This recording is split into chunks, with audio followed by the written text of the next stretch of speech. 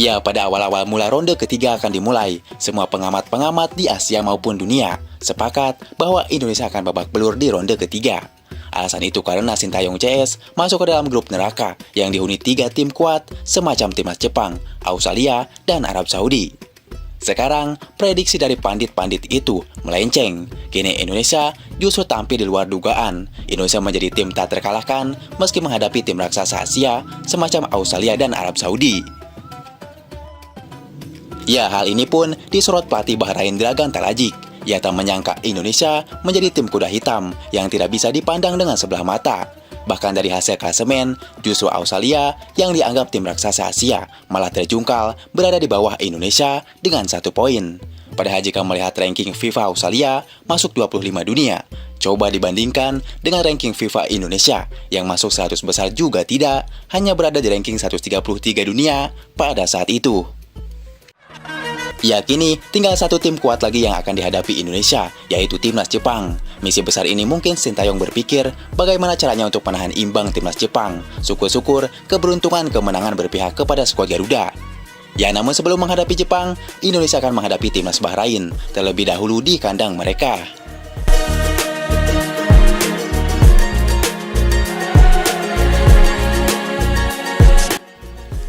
Namun, jelang menghadapi Indonesia, pelatih Bahrain justru sesumbar bisa mengalahkan Indonesia.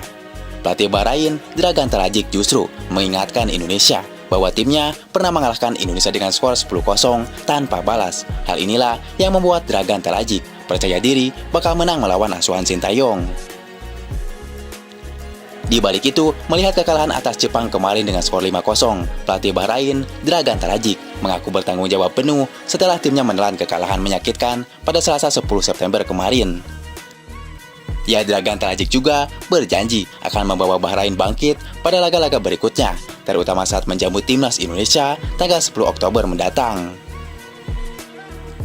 Ya, Bahrain sebenarnya memulai perjuangan di babak ketiga dengan apik, menang di kandang Australia. Namun, pada laga berikutnya Bahrain harus menghadapi tim terkuat di grup C Jepang. Timnas Jepang sebelumnya membantai Cina 7-0, kemudian timnas Bahrain malah menjadi korban kedua Jepang dengan dibobol 5-0.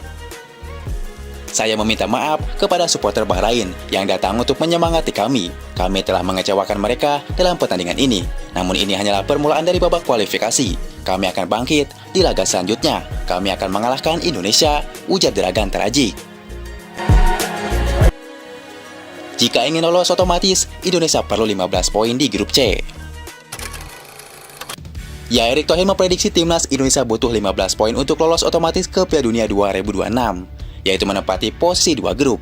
Karena untuk posisi 1 sudah jelas bakal diambil alih oleh timnas Jepang.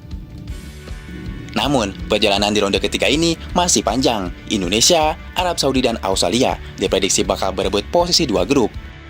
Ya, 3 tim ini ingin langsung lolos otomatis ke Piala Dunia tentunya, karena menempati posisi 3 dan 4 sangat ribet, di mana harus mengikuti babak play-off kembali. Itu pun harus bersaing dengan tim lain juga.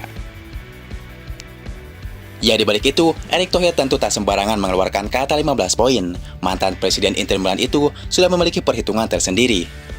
Ketika memastikan lolos ke Piala Dunia 2018, timnas Korea Selatan yang finish di posisi runner-up grup B mengoleksi 15 angka. Koleksi 15 angka disabet timnas Korea Selatan dengan rincian 4 menang, 3 imbang, dan 3 kalah. Ya, begitupun dengan Indonesia, di mana Indonesia harus 4 kali menang, 3 kali imbang, dan jangan lebih mengalami 3 kekalahan. Maka dari itu, Indonesia bakal menempati posisi kedua grup C. Ya, memang perkataan tidak semudah dengan kenyataan, namun ini hanya gambaran semata jika Indonesia ingin ambil alih di posisi 2 grup C, yaitu 4 kali menang, 3 kali imbang, dan 3 kali kalah. Syukur-syukur kalau cuma 1 kali kalah saja. Contohnya kalah saat bertemu Jepang saja, dan yang lainnya menang. Ya, bagaimana cara timnas Indonesia mengambil alih posisi kedua grup C? Saat ini, tersisa 8 pertandingan lagi secara away dan kandang. Ya, yang pertama, timnas Indonesia harus mendapatkan 6 poin dari Bahrain secara kandang dan tandang. Kemudian serta 6 poin dari China secara kandang dan tandang. Intinya, melawan Bahrain dan China baik away atau kandang, tidak boleh kalah. Ya, sementara itu, 3 poin lagi bisa didapat timnas Indonesia saat menjamu Arab Saudi pada matchday ke-6 di GBK nanti. kalaupun imbang lagi, Indonesia punya 1 poin, dan itu masih bagus, yang penting tidak boleh kalah. Ya, kemudian menghadapi Jepang secara away dan kandang nanti, minimal Indonesia bisa menahan timnas Jepang. Nah, dengan analisis seperti ini, Indonesia diprediksi bisa menempati posisi 2 di grup C dengan mendulang 17 poin. Dengan catatan meraih kemenangan atas Bahrain dan China, baik secara away maupun kandang. Kemudian, imbang lagi melawan Arab Saudi di GBK. Kemudian, menahan imbang timnas Jepang secara away dan kandang.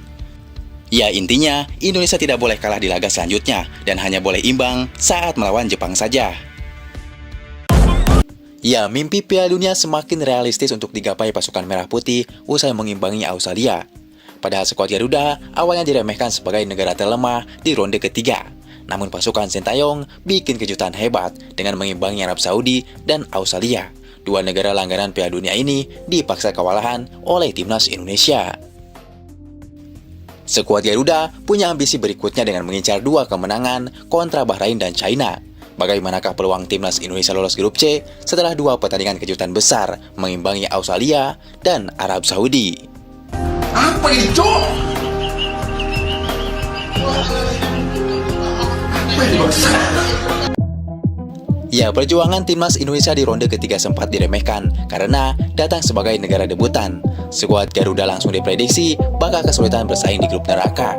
Pasalnya timnas Indonesia harus bertarung dengan Jepang, Australia, dan Arab Saudi. Ya, media ternama seperti Fox Sports bahkan menyebut skuad Garuda sebagai negara terlemah di grup C. Bahkan Graham Arnold juga menyebut bahwa Bahrain, China, dan timnas Indonesia sebagai 3 negara terbawah pada putaran ketiga ini. Saat itu, skuad Garuda hanya menduduki peringkat 134 FIFA, sehingga dianggap pantas diremehkan, sementara 5 rival lainnya di grup C berada di peringkat 100 besar FIFA.